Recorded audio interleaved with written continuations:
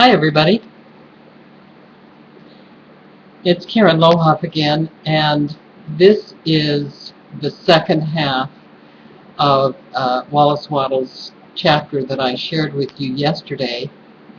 And I'm going to tell you, before you go any further with this particular one, that if you do not care to have your direction, the direction of your thought aimed towards God, or towards anything having to do with referencing God, this is not a video that you want to listen to. I'm primarily just going to share the bits of the remaining half of the chapter with you that I didn't get to yesterday, and it won't even be all of that. But I wanted to tell you that because this is going to fit that description, where if you don't appreciate those references, you will not enjoy. What you might enjoy, if you enjoyed the first half, I think that you'll be fine. But what I'm sharing here is, at least for me, and I think for all of the people that that I've talked with in the majority of my life, which has been as long as Job's life, at least. These are new concepts. It's a new way of thinking of things, and if you are pursuing learning to make an income online, learning to make money online, and you have any difficulty at all with seeing money as your friend, seeing money as just fine for you to pursue. If maybe you've noticed in your life you tend to reject money, or it seems like you do because it doesn't seem to stick on you, it doesn't seem to hold out around you, this might be one of those things that can help you to get a different perspective. And I'm aware that many of us online have learned that we need to look at things differently. I know Monday night that I listened to a conference call about making friends with money, and I thought about that, and I thought, of all the things I've written, and I guess probably if I've written some affirmations, it would be about money. Anything that I've ever written, anything that I've ever tried to formulate how I really feel about it, I don't recall ever thinking about making friends with money. And so if there's some things in yesterday's videotaping, or in some of the things that I've already talked to you about today, that strike a little bit of a chord with you, that maybe you could change your mind somewhat as to how you look at money, this might be really helpful to you. And again, it's Wallace Wattles. It's chapter 6. Let me just go ahead and zip up here real quick. It's entitled How Riches Come to You, and I found it very informative. Original substance, and essentially you'll pick up later that he is talking about God. Original substance wants you to live all that is possible in you, and wants you to have all that you can or will use for the living of the most abundant life. If you fix upon your consciousness the fact that the desire you feel for the possession of riches is one with the desire of omnipotence for more complete expression, your faith becomes invincible. Once I saw a little boy sitting at a piano and vainly trying to bring harmony out of the keys, and I saw that he was grieved and provoked by his inability to play real music.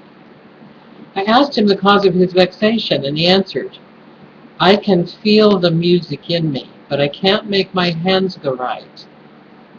The music in him was the urge of original substance, containing all the possibilities of all life. All that there is of music was seeking expression through the child. I almost feel like reading that whole thing over again. Just this part I will. The music in him was the urge of the original substance, containing all possibilities of all life. All that there is of music was seeking expression through the child. God, the one substance, is trying to live and do and enjoy things through humanity. He is saying, I want hands to build wonderful structures, to play divine harmonies, to paint glorious pictures. I want feet to run my errands, eyes to see my beauties, tongue to tell mighty truths, and to sing marvelous songs, and so on. All that there is of possibility is seeking expression through men, through women. All that there is of possibility is seeking expression through women, through men. God wants those who can play music to have pianos and every other instrument, and to have the means to cultivate their talents to the fullest extent. He wants those who can appreciate beauty to be able to surround themselves with beautiful things. He wants those who can discern truth to have every opportunity to travel and observe. He wants those who can appreciate dress to be beautifully clothed, and those who can appreciate good food to be luxuriously fed. He wants all these things because it is himself that enjoys and appreciates them. It is God who wants to play and sing and enjoy beauty and proclaim truth and wear fine clothes and eat good foods. It is God that worketh in you to will and to do, said Paul. The desire you feel for riches is the infinite, seeking to express himself in you as he sought to find expression in the little boy at the piano. So you need not hesitate to ask largely. Your part is to focalize and express the desire of God. This is a difficult point with most people. They retain something of the old idea that poverty and self-sacrifice are pleasing to God. They look upon poverty as a part of the plan, a necessity of nature. They have the idea that God has finished his work and made all that he can make, and that the majority of men must stay poor because there is not enough to go around. They hold to so much of this erroneous thought that they feel ashamed to ask for wealth. They try not to want more than a very modest competence, just enough to make them fairly comfortable. I recall now the case of one student who was told that he must get in mind a clear picture of the things he desired, so that the creative thought of him might be impressed on formless substance. He was very poor.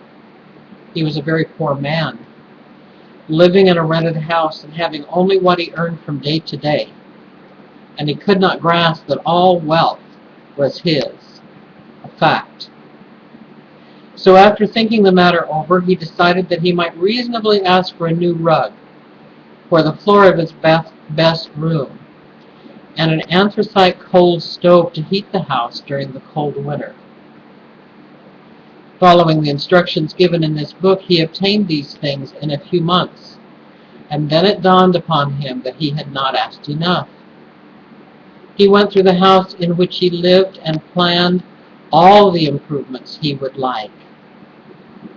He mentally added a bay window here, a room there, until it was completed in his mind as his ideal home, and then he planned its furnishings. Holding the whole picture in his mind, he began living in a certain way and moving toward what he wanted. And he owns the house now. That's really, to me, I thought about that. He was renting the house. And is rebuilding it after the form of his mental image. And now, with still larger faith, he is going on to get greater things. It has been unto him according to his faith. And it is so with you and with all of us. Now, at the beginning of that paragraph, it says, holding the whole picture in his mind. For some of us, that is an immensely difficult thing to do. Why? Because it requires faith. It requires faith the morning we get up and we don't feel so great. It requires faith the evening before we go to bed and we're disgruntled with our whole life.